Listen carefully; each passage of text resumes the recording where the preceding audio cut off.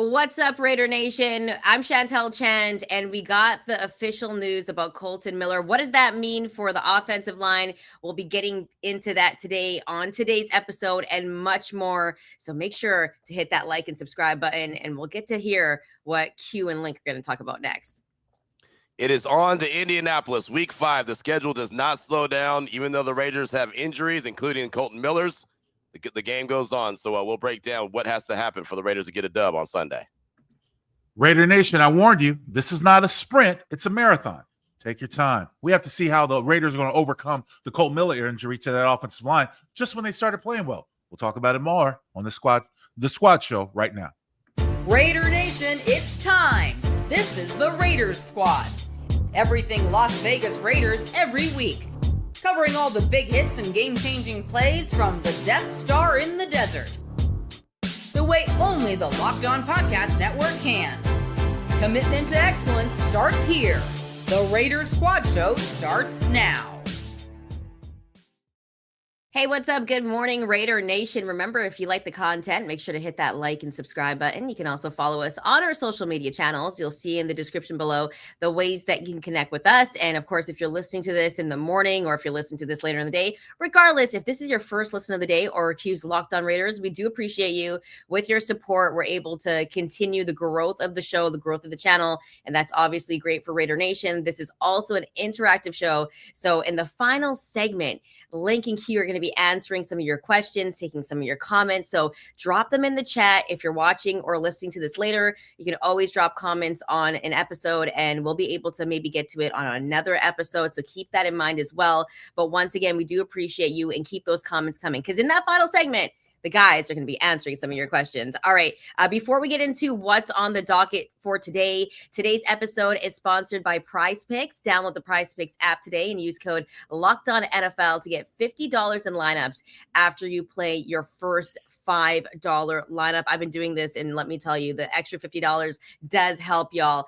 Coming up on today's episode, as I mentioned, the final segment, Q and Link going to be answering some of your questions. Keep those comments coming. We're going to be talking about Geno's confidence and what that kind of means for Pete Carroll and also Chip Kelly, who's, also new this year with this offense. So we're going to be getting into that in the third segment. Actually the second segment. We're also going to be talking about the game because the Raiders have a game on Sunday, a 10 a.m. game against the Colts. We're going to be breaking that down. But guys, we got to start off with the injury news. And the biggest one, obviously, is Kolton Miller. And the news came down the other day, and it doesn't sound very good at all because it is a high ankle spray, but they did an a CT scan, and it also showed that Kolton Miller has a hairline fracture as well. So he's been placed on the injured reserve. And if you're placed on the injured reserve, you have to miss 4 games. And this is going to be a 4-game stretch where you look at the schedule and you're like, there's some winnable games. But this could also mean that Kolton Miller could probably miss some more games after that. Yep. Doesn't mean he's just missing 4. So, Q, let's start off with you first because Professor Kennedy's going to roll in after and give us all a lesson. Q, what are your thoughts on Kolton Miller's injury and how much is this really going to affect this entire Raiders offense? It's a big deal. It really is. And it's unfortunate. We knew that when he went down on Sunday against the Bears, we knew that there was a possibility he was going to miss some time. With him being on IR, as you said, he misses a minimum of 4 games. And if you look at it, that goes through the bye week, right? They have 3 games more before the bye week, and then they come out of the bye week and play Jacksonville.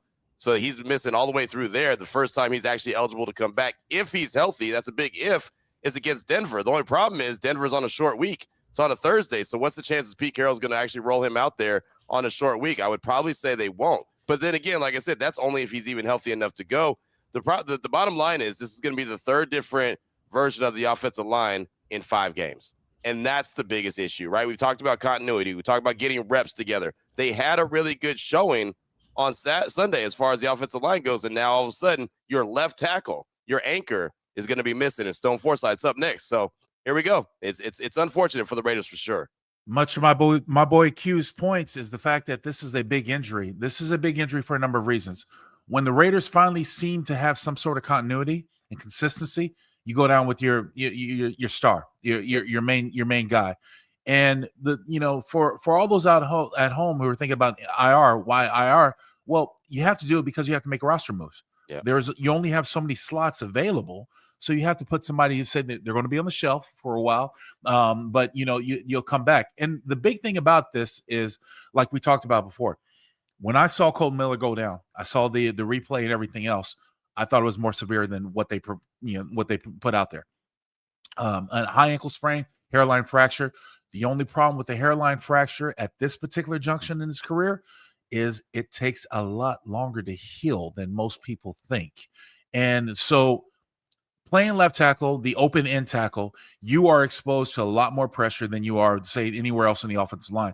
And you can cover it up with a tight end, back, and other things, but it doesn't make it easier. You still have to go out there and play. So the Raiders are in a big hole. And this is going to be interesting to see how they come out of it, how they cover it up. It's going to be up to the coaches to be creative. It's going to be obviously up to the players, whoever steps in, whether Stone, Foresight, or anybody else, if they can find anybody. But like I've said all along the season, guys, they're not just good players who are sitting on their ass at home. Right. Facts, big facts. They're all taken. So you've got to try to find some sort of a sunshine in the hole, if you will. But the fact is that it's going to be a tough ride for the Raiders right now. You muted yourself. You're on mute. Yeah, you muted yourself. We want to hear you. Yeah, thanks for telling me, guys. I forgot to take my ginger shot this morning, but Link and I were talking about it. But guys, so for the offensive line, we've talked about continuity throughout, and we talked about the offensive line ad nauseum, really, because it's been one of the biggest storylines. You're going to have a guy like Stone Foresight step up. And as you know, in football, there's always that line, the famous line, next man up, right? Next man up. What have you guys heard about Stone Foresight, and how do you think he's going to fit well on this offensive line? Because regardless if he's ready, this is a positional group in football where you just have to know what the other guy is doing on the line. That's how it works, right? Yep. So how tough is it going to be for a guy like Stone to step into, one of the most important positions in football, Link? Very difficult. You don't just walk off the field, walk on the field and be able to do it. Here's the thing. Since it's gone down, we are what? This is Thursday. So we're 4 days into the week after Kolton Miller goes down. And I have done my fair share of research with my time allotted. There's not a whole lot of film for me to see on Stone Foresight. Right. It's just that cut and dry. Mm-hmm. So, but I do know that I trust the scouting departments of the NFL, and I trust the scouting departments of the Raiders and everything else. I know they found a way to do their due diligence. There's just not enough public information that is available for this young man. So I can't sit here and honestly tell you guys, Chantel and Q, what we're going to get. I don't know, especially a part of this offense. Right. And I don't think that the Raiders know exactly what they're going to get either. The only thing I could say is, talking to Pete Carroll yesterday at the facility, look, it's Stone as the guy that they had with them in Seattle, so they know him, so they're familiar with him. So there's that. Talking to Stone in the locker room yesterday, he said, look, I've been in this system 3 years, so it shouldn't be a big transition for me, right? He said he's got to get his communication down with DP, which is obviously Dylan Parham, the left guard, and that's all fine and good. And I understand being in the system, but Link, as you know, it's the offensive line. It's not like it's a corner that's just going in there and learning how to run cover 3 or learning how to run certain coverages. You've got to be hand in hand with the guy next to you. You've got to have a communication. So I asked him, is it more physical? Is it more communication? Is it a combo of the two? And he said, I think our communication is pretty good. So as you said before, when Alex Cappa was coming in for JPJ, you're supposed to be confident. You're not supposed to say, hey, I can't do it. This is too much for me. The moment's going to be too big. I can't fill the void. You're supposed to have that confidence. He does. But at the end of the day, to literally get on the same page with the rest of the offensive line, it's going to take reps. So it's not going to be perfect on Sunday. Trust and believe that. One thing I want to be mindful of is when somebody says, I'm familiar with the system, that's BS. You're not familiar with Chip Kelly's system. Right. That's true. That's what I think that throws off a lot of people when they sit there. Oh yeah, I'm familiar with the system. This is what players would say to the media to placate. Look, I'll be fine. I'll figure it out. That type of thing. But at the same point, let's take all the intangibles and mix them together. Chip Kelly has a system. Right. The Seattle Seahawks didn't. They had a system with their offensive coordinator while I was there, obviously, but that's not Chip Kelly's system. Right. So let's be real. You sit here and tell me that, I'm familiar with the system, I'll be fine. I know you're saying that as a player to placate the media, but honestly, you don't know. You know what I mean? You don't know anything. Right. And that's the thing. You have to learn it. He's a young man, 25 years old, has the world in front of him. I wish him the best. Look, he had a tremendous college career, but other than that, professionally, he's been a journeyman. Yep. And there's something to be said, as we've always talked about, Chantel and Q, about journeymen whose names come up in lights. Oh, yes, it's good to have Lincoln Kennedy ready to go in there. But Lincoln Kennedy's played for 7 teams in the last 8 years. How good is he? Right. Yeah, the good ones, you don't normally let the good ones go, right? That's my point, Q. And Chantel, so there is a lot to be discovered, and I'm sure the Raiders are doing their due diligence as they're preparing for the Colts. But the big thing is that coming to this weekend, because this offense has had such low consistency and consistency, the best way to describe it, such very tremendously low in their performance, there's a lot to be desired going forward with this offensive line. Yeah, and I know that according to a lot of Seattle fans, they weren't the biggest fan of Stone. But here's the thing. We talk about that next man up mentality, and this could be a chance for him to really step up. I know there's been conversations about, like, why is Charles Grant not going to be playing? They're saying he's not ready yet. Not ready. And for an offensive lineman, like, you have to be ready to play in this league, and they're going to especially try to left tackle. We're talking about the backside of the back end of the quarterback. You got to protect that, with due diligence. And so it's important to be ready to go out there and play. Yeah. And so this is going to be huge, not only for just the offense and Geno Smith, but also for a guy like Ashton Jeanty. And we're probably going to get into that in the next segment, guys, but we'll quickly go over the injury report that came out yesterday. Brock Bowers, we all know that he's been dealing with a knee injury. He was limited in practice on Wednesday.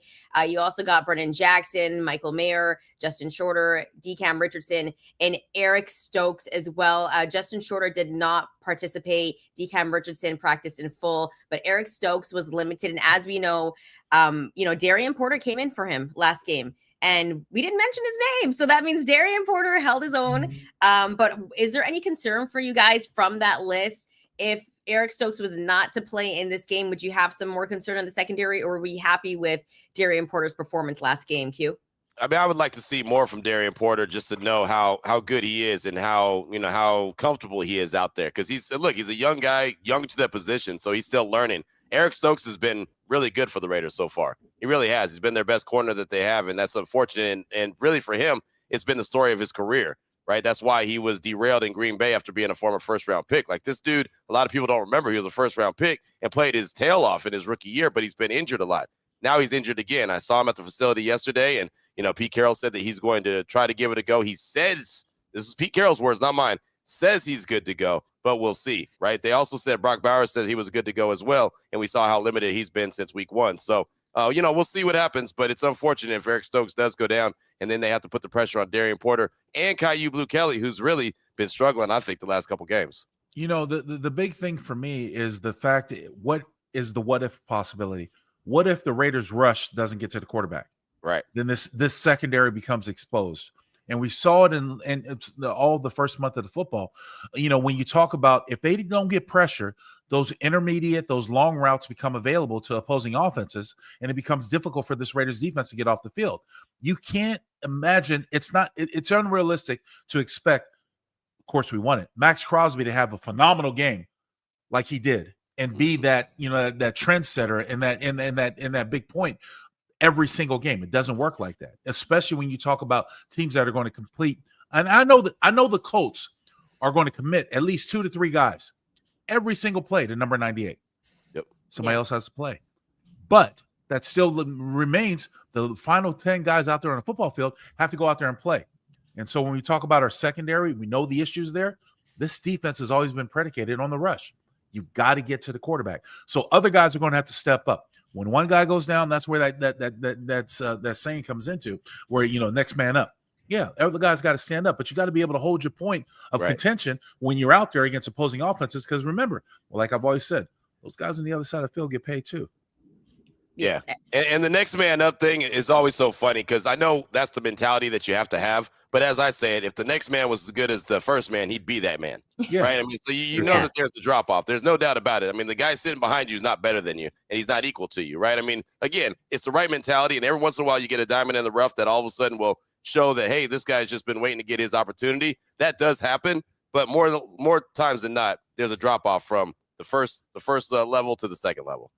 Yeah, and we're going to see what that drop-off is if we're going to be realistic in this game coming up on Sunday. We will be talking about that in the third segment. Q and Link are going to be breaking down the Raiders and the Colts, giving you their keys to victory, also who will need to be the X factor in that game.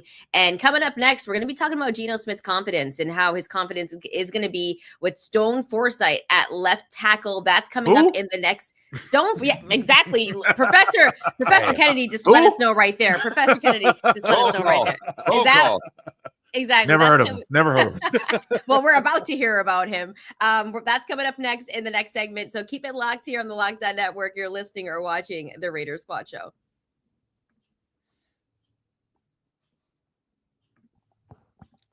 The NFL season is here, and FanDuel has an offer you don't want to miss. Right now, new customers can bet just $5 and get $300 in bonus bets if you win. That's right. Pick a bet, put down $5, and if it hits, you'll unlock $300 in bonus bets to use across the app. Now, what I love about FanDuel is when you actually do hit a bet and you get paid, you don't have to wait hours to get your money. You can get it within an hour, so they pay you pretty much right away, and that's the best part about the FanDuel app. Other than that, they have this $300 bonus bet promo right now. So what are you waiting for? Visit FanDuel.com to download the FanDuel app today and get started.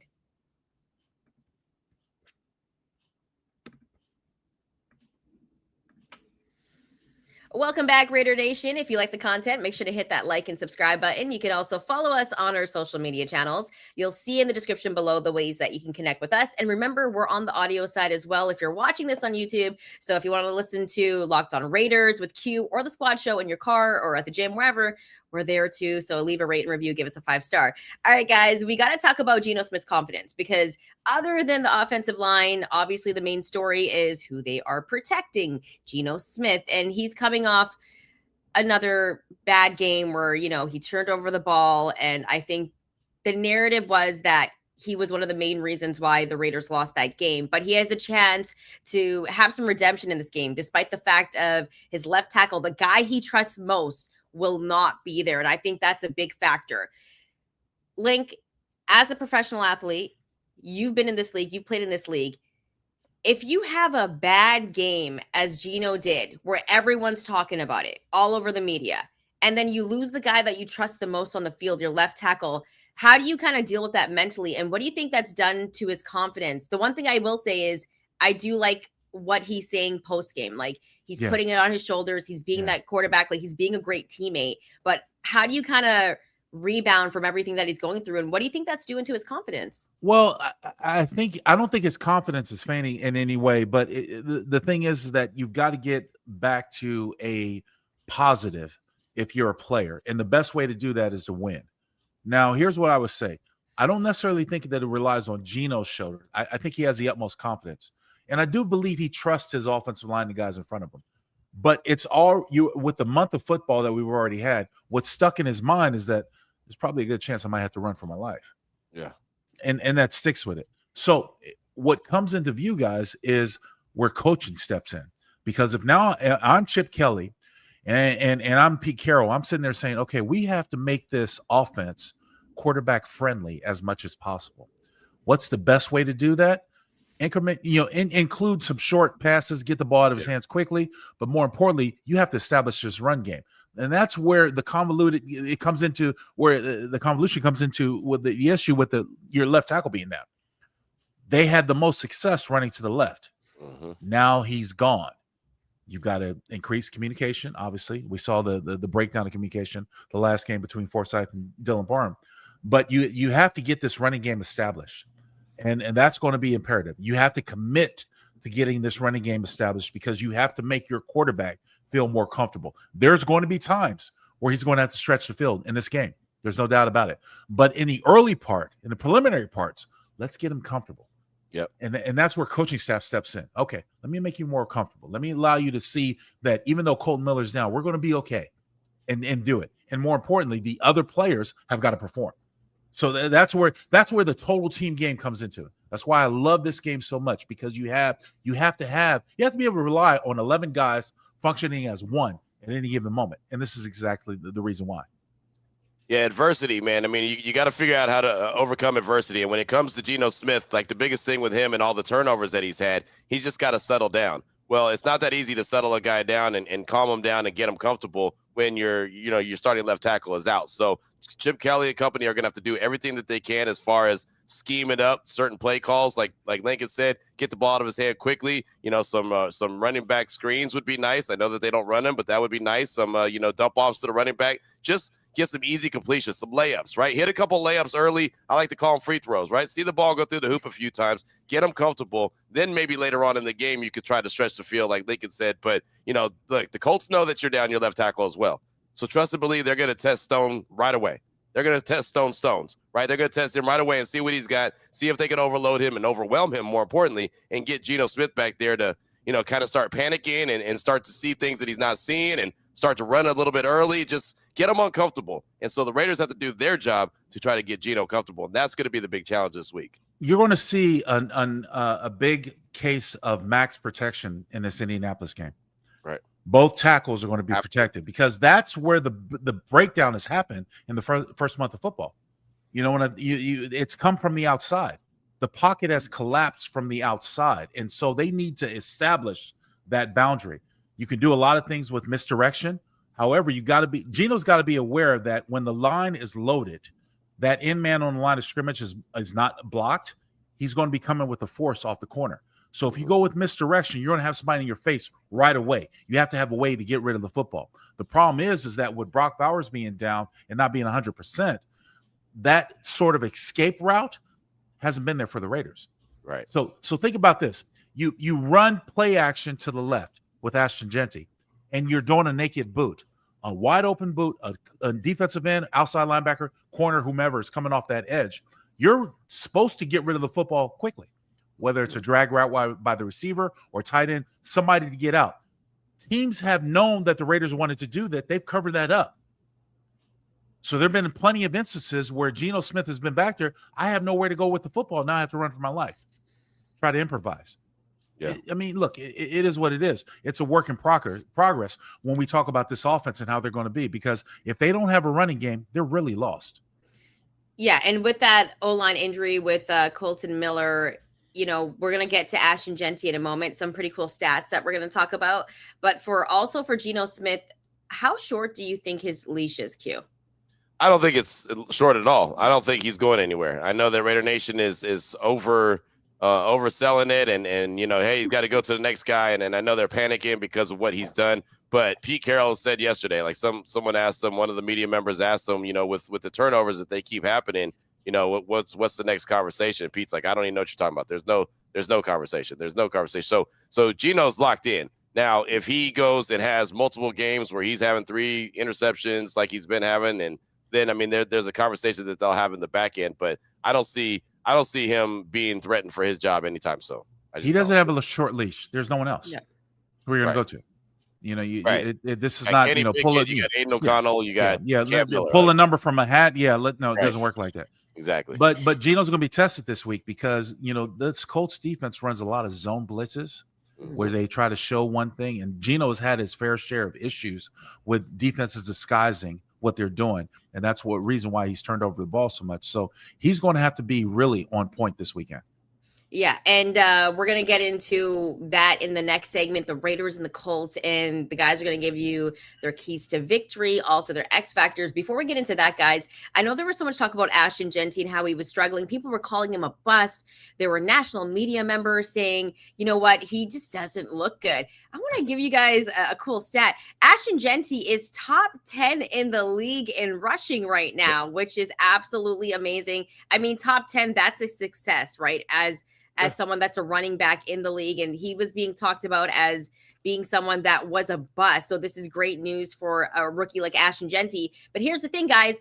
He's going to be affected in this game too, right? He has a great game. The O-line plays good, but he's going to be affected in this game now without having Kolton Miller as the left tackle. So how is Ashton Jeanty going to have to, find his way and get that rhythm behind, I guess, a new offensive line? Yeah, a new offensive line. right? The third new version of this offensive line, again, through 5 games is less than ideal. And the biggest key is, like Lincoln said, their success running the ball was to the left. Now they've got Stone Foresight there at the left, and so it's going to be different. And I asked Ashton about that exact thing yesterday when he met with us. Like, how do you get familiar and get on the same page and comfortable with Stone? He said, look, I'm working with all the offensive linemen. We're communicating, we're meeting, and that's all they can do. Like, there's nothing that they can do. There's no magic potion that they can drink. There's no fun pill that they could take or whatever like that and get on the same page. It's all about reps. All it's going to take is they have to practice, and go. And then once they get into the game, they've got to go execute it. And they say the next man up. I'm not a firm believer in that term, next man up, for many reasons. I've said it already. But at the end of the day, you literally have to be the next man up and just go. You just have to just say, hey, man, this is who I have blocking for me, right? We always have been saying that Ashton Genty is a BYOBer. Bring your own blocker. All right. Well, you brought your own blocker, right? So now here's your guy. Now you just got to go and go to work. And Ashton Genty's a hell of a running back. He's got a lot of confidence. As you said, he's top 10 now. He was number 24 going into last week. Now he's top 10 after one big performance. So, I mean, he's going to be fine, but it's just an adjustment and just timing. Really, I think timing is the biggest thing, and we'll see how it goes and plays out. Ashton Jeanty, from my impression, has been the total teammate. He's been the best thing that you can ask for a young back coming out of college, coming in the league, first round draft choice. He's done everything that he said everything that he could possibly say. He's done everything that he possibly do. It's going to be up to the rest of his teammates to pull him up. And look, here's the thing. I hope, my serious intention is the fact that JPJ has another good game like he did last week. And I'm hoping that this right side comes alive. So just as much as the left side complemented this offense last week in losing effort, I want this right side to come alive. I'm hoping that DJ Glaze, JPJ go out there. There are holes that you can manipulate on this Colts defense. There are opportunities there, but you got to go out there and do it and go out there and execute. So I'm hoping that DJ Glaze has his best game to make this right side that much more important.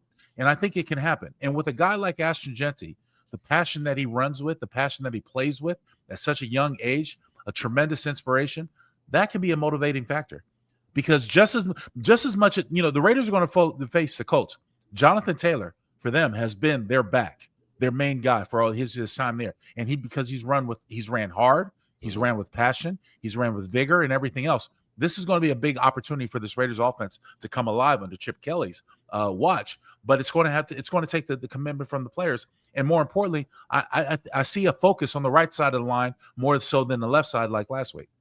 Yeah, and I loved how he was used in the pass game as well. Q, what are your thoughts on that?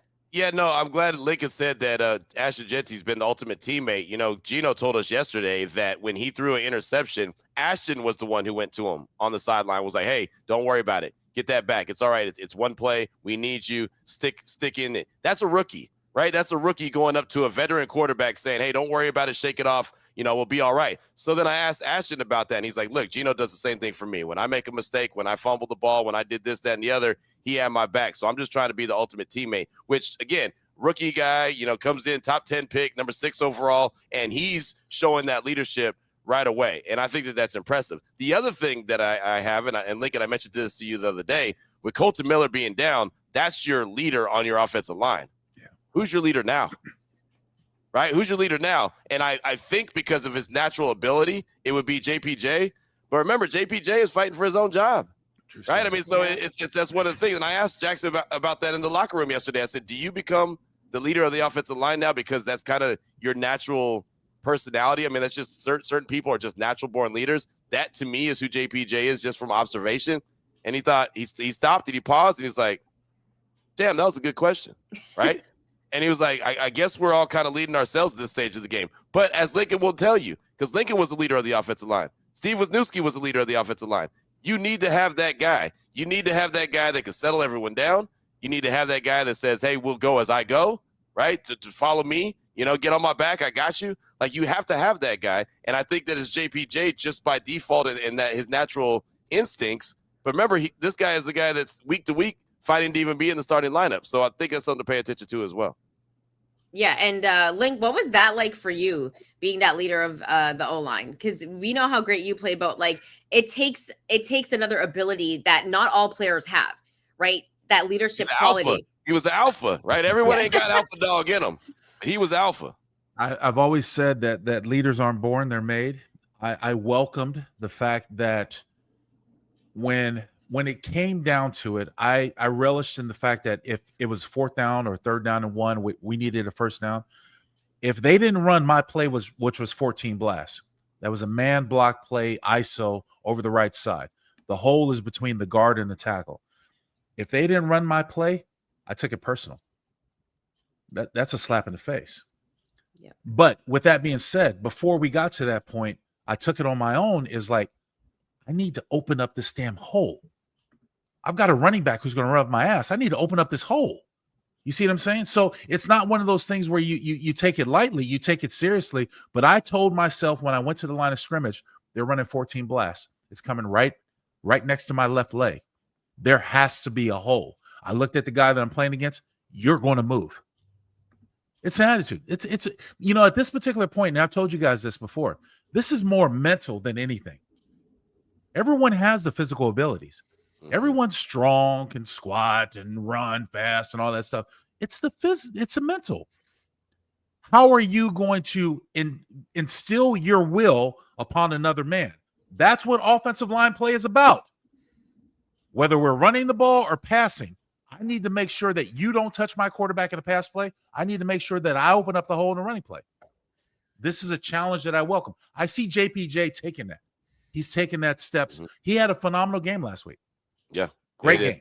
Yep. Come back, show that I need to be here. Phenomenal game. I'm proud of him. Here's the thing that you can't do, JPJ. Don't hurt your teammates by committing penalties. Don't do too much. Just do your job. If everybody on that offense, all 11 guys, did their job, this would be a complete offense. We would be in a better position than 1 and 3.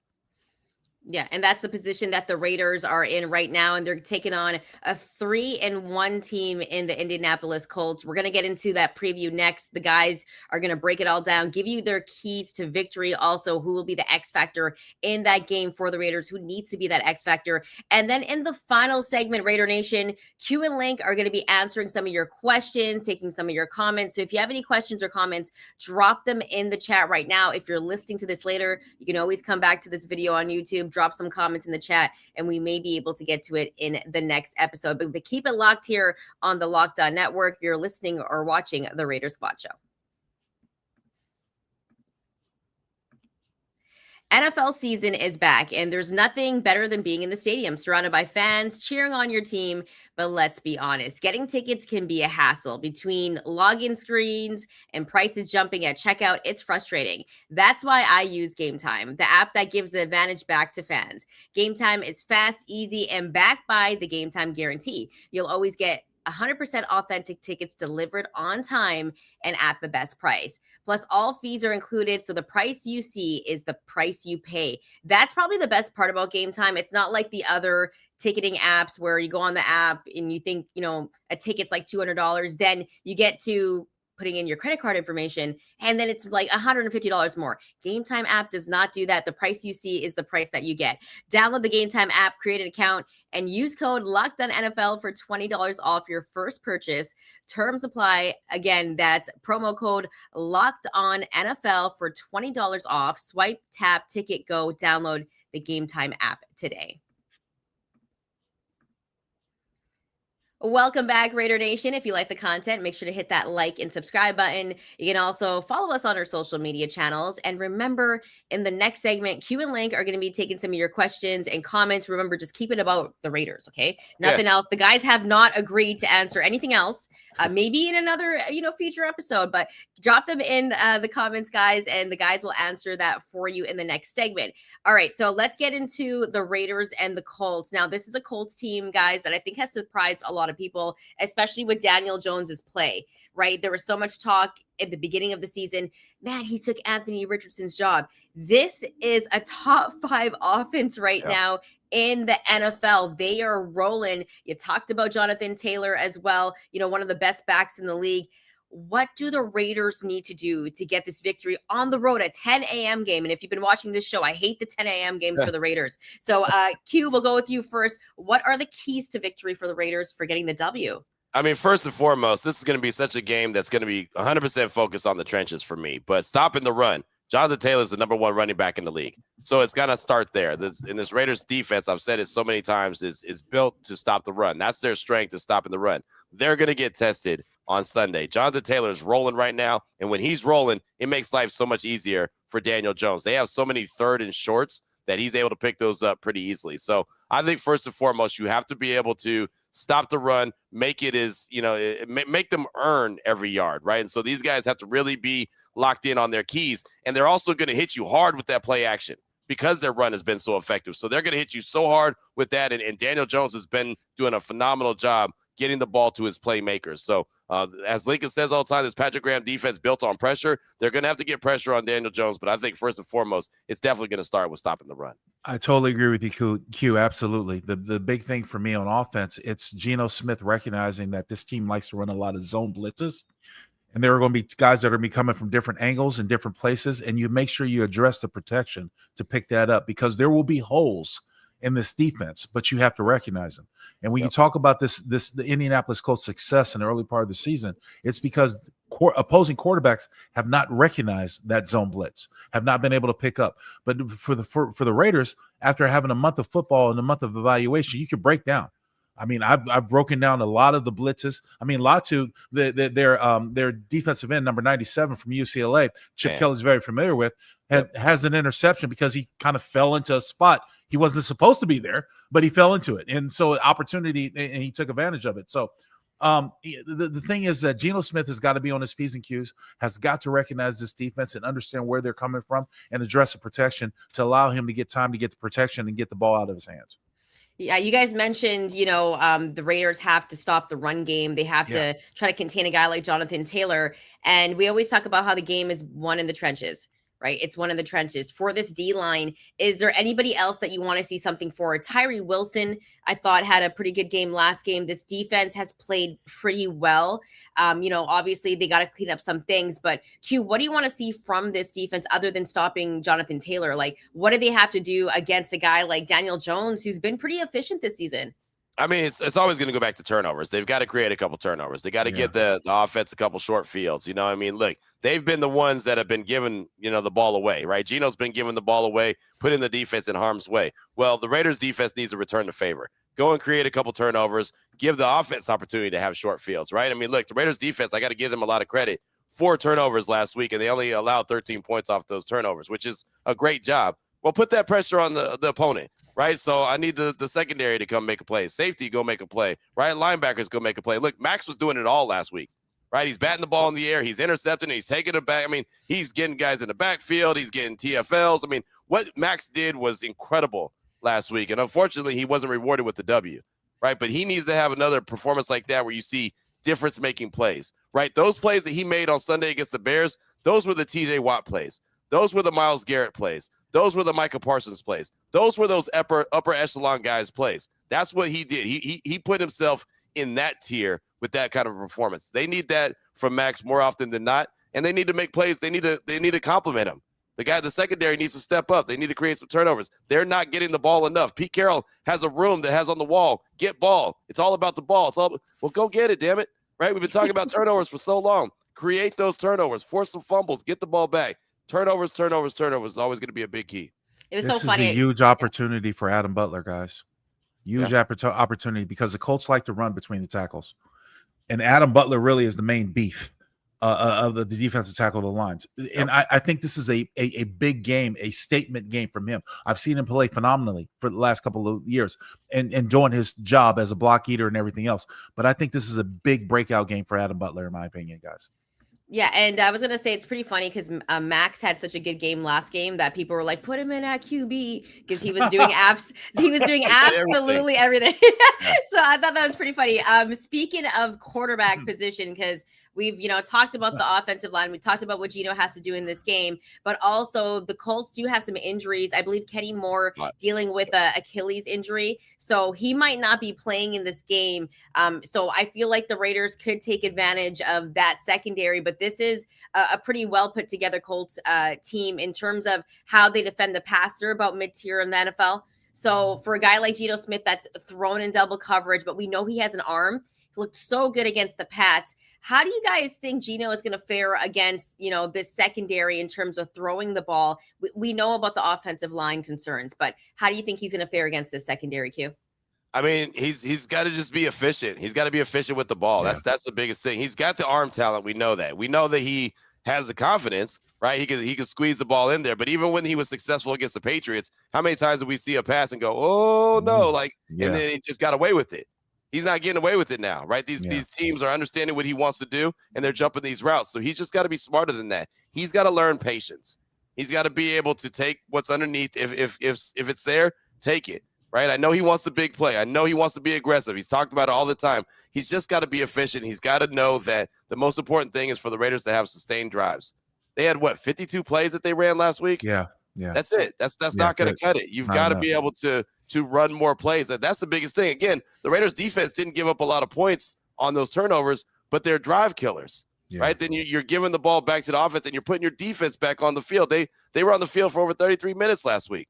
Right, you just can't do that. You've got to be able to have long, sustained drives. So Geno's just got to be smart with the ball. Take what's there. Yes, you're going to take a shot every once in a while. I get that, but you got to be smarter with your decisions that you're making at the quarterback position. Geno is smart enough to understand pre-snap reads.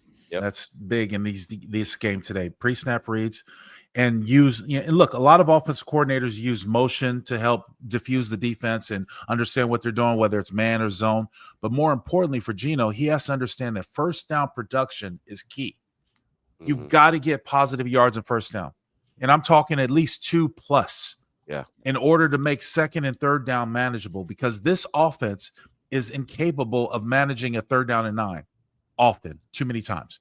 And so what we've seen, because there hasn't been consistency in the running game, you start off, you run the ball, you lose 2 yards. Now you're 2nd down and 12. Oh gosh, I got to get 4 yards. You go 4 days. Now you're 3rd down and 8. Yep. That's not managing the offense. So Geno has to be better in his first and 2nd down production in order to make 3rd down more convertible. And then as far as the pre-snap reads go, understand that this team likes to run a lot of zone blitzes. So don't let your eyes fool you. Take what you've learned, through film study, and more important, preparation and experience as a quarterback in the National Football League to know that if there's a man who's looked like he's coming on that side, it's probably coming from the other way, and be mindful of it. Yeah, and the way that he used his legs last week, I could appreciate too. Certainly. Right? I mean, sometimes you just have to take off, and he has the ability. He showed that last week. So if it's there, take it. Right? I'm not saying that I want him to turn into Lamar Jackson and be running all this zone. I'm not saying any of that, but if the play is there and you could pick up some first down, you see some green grass in front of you, don't hesitate to take it. And he didn't last week, and I can appreciate that. That puts a little bit extra pressure on the defense as well. So continue to do what he does with his legs, but ultimately he has to make smarter decisions. And that's what it boils down to. He can't, like Lincoln said, he can't let his eyes see something that might not necessarily be there, right? He's got to be smarter than that. He's been in the league long enough to know, what it appears to be is not always what it is, right? It's just that simple. Teams are going to play Tampa 2 against the Raiders because they know that's Geno Smith's Achilles heel. Yep. Okay, they're the version. The Chargers did it, the Commanders did it, and hell, even last week they did it. The thing is that he has to see that there are Tampa 2 beaters that Chip Kelly would call. You have to have the timing and the effect to beat those Tampa 2 beaters and to complete those routes. Don't put it in contentious hands where you have a bunch of defenders around the would-be receiver. Don't get baited like in Seattle where they baited him into throwing the short, Aiden O'Connell. And the preseason game, they baited Aiden O'Connell to throwing those routes, and the corner would sink back into that zone and pick that ball off. Don't do that. You got to be smarter than that. But more importantly, don't take a check down when you know there's a corner sitting in the flat. Yeah. You got to play smart. That's what it comes down to. Yeah, and I think people want Geno to play smart. I think he was asked during a presser. I think it may have been Monday or Tuesday. And there was someone that asked, do you feel like Geno is forcing the ball? And Pete Carroll said, no, I think he just thought that he could, beat the defender, which is kind of like forcing it, but whatever. Yeah. Right. Yeah. But nonetheless, he has confidence in Geno still. Chip Kelly has confidence in Geno still. And despite the fact of Raider Nation wanting to see Kenny Pickett, not going to happen anytime soon. We will get. They don't really want to see him though. They don't. Everyone calls for the backup until the backup's actually in. And then we're like, yeah, he's been on 4 teams in like 2 years for a reason. Like, what are you doing? The best option at quarterback right now for the Raiders, I don't care who needs to hear it, is Geno Smith. That's what they have. Out of Geno, Kenny Pickett, they have Aiden O'Connell coming back from injury, and they have Cam Miller. Geno Smith is not even close, is the best quarterback on the roster. If Kenny Pickett gets out there, you're in trouble. You're in more trouble than you're already in. I'm just throwing it out there. Well said. Yeah, and we're going to get into some comments as well because I saw some KP comments in the comments because Q and Link are going to be answering some of your questions later on in the next segment. Before we get to that segment, though, guys, you guys said your keys to victory. Who do you need to be the X factor in this game? I know, Link, you said Adam Butler is a guy that you're hoping to kind of show. Is he your X factor in this game? Well, I don't necessarily think he's an X factor, but much to your point, Chantel and Q, I like what, Q made the point about the offense and Geno Smith, and importantly, but look, Tyree Wilson, I think, is coming into his own. He's playing really well this season, so I expect him to climb and get better. You just need someone else to complement this defense other than the Condor, Max Crosby. Yeah, that's what it comes down to. You just needed to have somebody to rise, and they have the ability and the potential, whether it's Malcolm Kuntz or Tyree Wilson or anybody else. The thing is that Daniel Jones is not going to hold on to the football long. He won't. He won't allow this offensive line to settle, and it's a decent offensive line for the Colts, but he's not going to, because that's been his trouble since he's been in the Giants. So that actually, in my opinion, plays in the back of his mind. I got to get rid of this ball quickly, get out of his hand. But the Achilles heel is going to come down to Jonathan Taylor. Yep. Because he is that X factor for the Colts. Mm-hmm. Does this Raiders defense, have the ability to stop him? That's the biggest key. So it's not one person in particular. It's that entire defense, if you know what I mean, Chantel and Q. If I was picking one person, because I agree with you 100%, Lincoln, but if I was picking one person for the reason that you just mentioned, I'd say Jamal Adams. Jamal Adams, to me, could be that X factor because he's the guy that could blitz the quarterback. We know he's really good down by the line of scrimmage. We know he's a very sure tackler. I think this is a game that could get very physical and get, really, real dirty in the trenches. And I think a guy like Jamal Adams that plays right into his wheelhouse. And he looks like he's healthy. I mean, he's out there flying around the ball and he doesn't have a ton of snaps. I feel like this is a game where you can increase his snaps and let him be a lot more effective, especially if it's coming down to trying to stop Jonathan Taylor. One of the big keys to pay attention to in this game is when is Jonathan Taylor getting the bulk of his carries? Yeah. Go back and look what he's done so far this season. The bulk of his carries are coming in the second half, meaning that they're possessing the ball, they're salting out the clock, and they're winning the game. They're playing winning football. That's ideally what the Raiders would like to do. They'd like to see Ashton Jeanty get about 15 carries in the second half. That means that they're, like I said, salting away the game, and their game plan is going the way they want it to, and they feel like that they're playing winning football. A lot of Jonathan Taylor's damage does not come in the first half. So if the Raiders actually aren't playing from behind, that could also be a good factor as well. If they're up early, then Jonathan Taylor, that X factor in the second half, goes away. Yeah, the Raiders are also built to stop the rush. So we're going to see if they're able to stop the rush in this game. And I think this is actually going to be a very close game, guys, closer than people think, especially if the Raiders' bright spot this season has probably been the defense, right? The defense has kept them in games. So the defense could possibly win them this game, which brings me to the question, guys, who do you have in this game? We'll go with you first, Link. Do you have the Raiders winning this one on the road? God, I hope so. I hope so. Because it makes for better fodder what we do. Yes, I mean, I hope to find a way to win this. I mean, I gotta stop the bleeding, man. You gotta stop the bleeding. That's the problem. I mean, you all of a sudden go on a 4-game losing streak, then all of a sudden you start to get questions. You start getting people doubting you. There's already outside people doubting you. That's fine. But once the doubt creeps inside the locker room, that's when it becomes a problem. They need a win desperately. I honestly, I don't feel good about this game. I'd be lying to you if I was like, yeah, I think they're going to win the game. I don't feel good about this game. I think the Colts are a lot better team than we all expected. When the schedule dropped, I said, Bears, Colts, Titans. The Raiders could go and win 3 in a row. Because I didn't think Daniel Jones was going to be that good. I didn't even know who the hell the quarterback was going to be. It was going to be Anthony Richardson or Daniel Jones. I thought Shane Steichen was probably going to be coaching for his job. Well, here they are. They're sitting there at 3-1. Easily could be 4-0. Right? If they didn't have a couple knucklehead decisions and mistakes that they made in the last game, they could easily be 4-0. This is a really good team. And I know that the most excuse me. I know most of their players on the team don't have the biggest names, but they go out there and play. They go out there and ball out. So yeah, I think that this is going to be a really big test. I don't feel good about it, but somehow, some way, Pete Carroll and company have to find a way to stop the bleeding. For me, it's one of those games where it's almost in like the Baltimore game last year for the Raiders. Yeah. No one expected them to go into Baltimore and win. Like there's a lot of people that don't expect them to go into Indianapolis and win, especially to the points that you're speaking on, Q. But I've seen this team find a way to be somewhat resilient and make it. Now I know last year is different from this year. I get it. I'm hoping that we can have a solid performance like they did in New England on the road at 10 a.m. But it's going to take a lot because, as Q's point, this Indianapolis is not a bad team.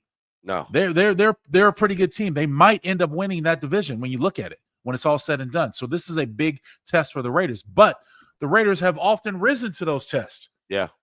They've often stood up to those tests. They've often played well. And I think with a defense as stingy as the Raiders defense can be, there's a possibility. The offense just need to get their stuff together and go out there and play and score points. Yeah, I think it's going to be one of those games where the Raiders could get absolutely smashed on the road at 10 a.m.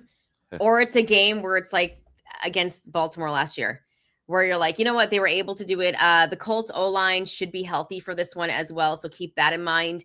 But also, this is a chance for the Raiders to not lose another game and be on a 4-game losing streak, which would be absolutely brutal.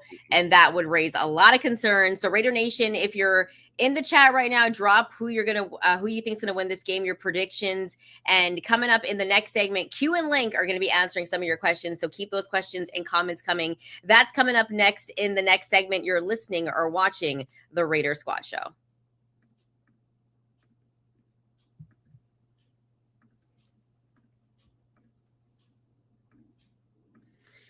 Mazda crafts cars for those who want more than those who do more than simply move. All right, so you can make everyday drives feel like anything but from smooth handling to intuitive controls. Like our players, we sweat every detail because when you make every move count, impossible becomes irrelevant. Mazda, move and be moved. You know, it's the end of the show, Raider Nation, because that message from our sponsors was hard for me to read. All right, but what we actually got, guys, is a bunch of questions, and we've been getting these questions, you know, throughout the show. And shout out to Raider Nation. Every episode, you guys are in the chat. You guys are making this an interactive show, and that's what makes the show so great. So I thought, you know what, we got to get to some of these questions here. And listen, there are going to be some crazy questions, and you guys can obviously, you know, keep it real when it comes to these questions, but obviously there is still some concern for the O-line. And Walt says, perhaps we should snag Brandon Parker from the Niners practice squad. This was a question that has come up. Okay, Q, you're already laughing. Should the Raiders snag Brandon Parker from the Niners practice squad?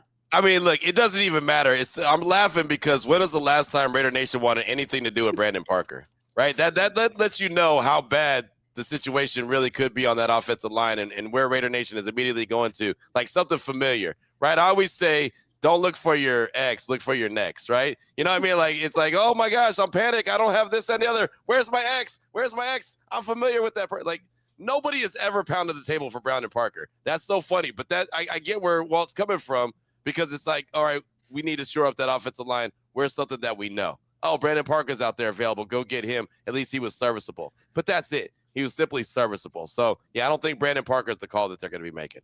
You know, no, it doesn't work. I'm not a fan of that move. No, not at all. Just keep it simple. That's the answer to that question. No, absolutely not.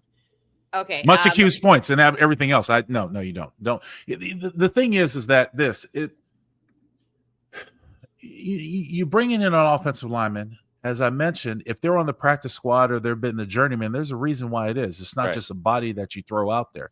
Somebody who can go out and fill the void for what you need, a temporary filling. We don't know how long Kolton Miller is down.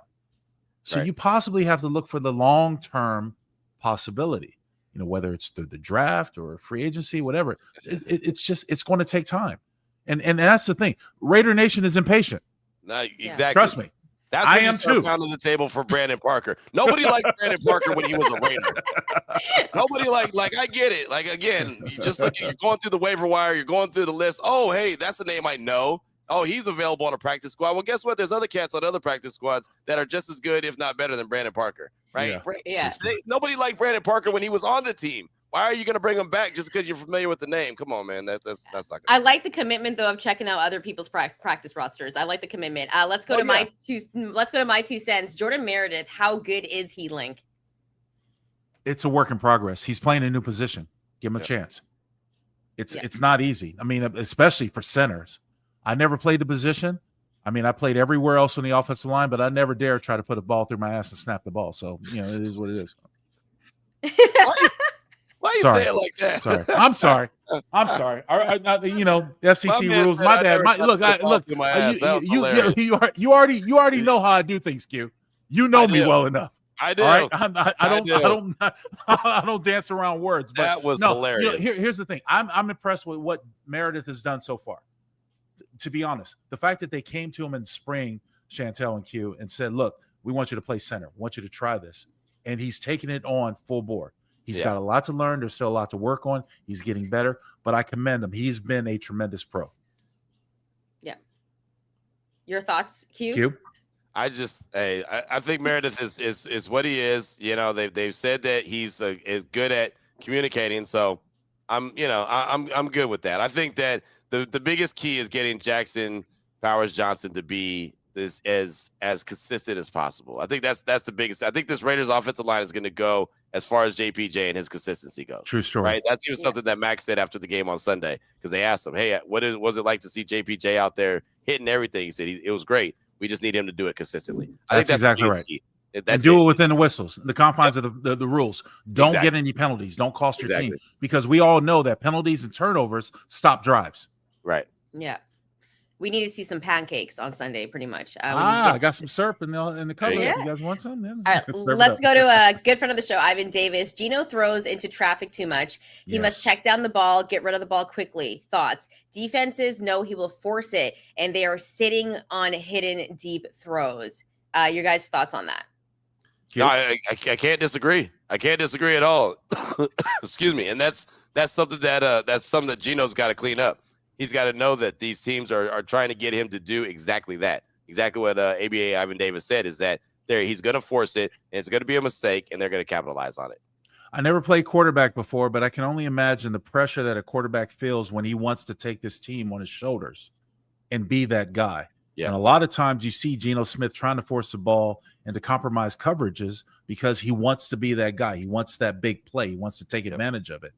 And that could be obviously that can be a disastrous situation when you think about it, because if you throw turnovers or you stall drives, that's no good for the offense. Right. So that's what I was talking about in the points earlier, Chantel and Q. He's got to be smarter. He's got to understand that this defense wants to try to create mistakes for the offense, the Colts defense, obviously. But the thing is that you got to be mindful that this team likes to bring a lot of zone blitzes. There are going to be voids in zone. You got to be patient. The most important thing for Geno Smith, in my opinion, guys, he's got to trust those big boys in front of him. Yeah. You take the snap. Every time he takes a snap, he's got to know, you know what? I got time to get this ball off. I got time to throw it where I need to throw it. Pre-snap read, I know where I need to go with the football. I got time to do it. That's where he has to trust. And that's where the total team effort comes in. Whether the running game complements the pass game, all that other stuff sets it up. Whether it's play action, whether it's naked boots, whatever it is, you've got to trust that the play call and the guys around you are going to execute to their fullest ability. So you need to do the same thing as a quarterback. All right, let's get to Michael Mayer. I say we put these commentators out there: Q starting wide receiver, Chantel QB, and of course Professor Lincoln at left tackle. Maybe on Madden for me. Oh no, I'm not. No wide receiver for me. Remember we had the call or the text and the comment in the last show. Q, go out there and catch a pass. No. I'm not a wide receiver. I'll play defense. I'll knock the ball down. I can't catch. I'll be the first to tell you. What Lincoln? What is a defensive back? A wide receiver that can't catch. Exactly. I have no problem telling you that. You don't want me I'm at like wide receiver 5. I'm the guy, you know what I mean? Like I'm emergency. I'm for emergency only. The entertainment purposes only. Not that guy. My time is past. I've choked out enough people. I'm 55 years old. This is a young man's game, and I am not a young man. I can do it against Kansas City. Give me a series against Kansas City. We'll score.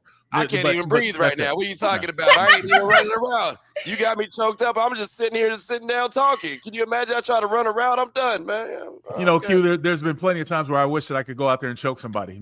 I'm going to be good. I'm not going to lie. Against the Chargers game, I was about to text Link like, hey, you going to get on the field, Link? Because we need you out there. I know you guys were busy, though. I'll say this, though. Q and Link, no matter what, they're two of the hardest working men in the business. And as you can see, they're, sometimes close to losing their voice, but they always push through for Raider Nation. Always. So make sure to, smash that like and subscribe button because they show up every time and every day for you, Raider Nation. We'll be back next week. We'll be obviously recapping the Colts and Raiders game. And if you're watching this later or listening to this later, you can always drop some comments for the questions with Professor Link and your boy Q for the next episode. Thanks so much for rocking out with this, Raider Nation. We'll be back next week and enjoy the game on Sunday.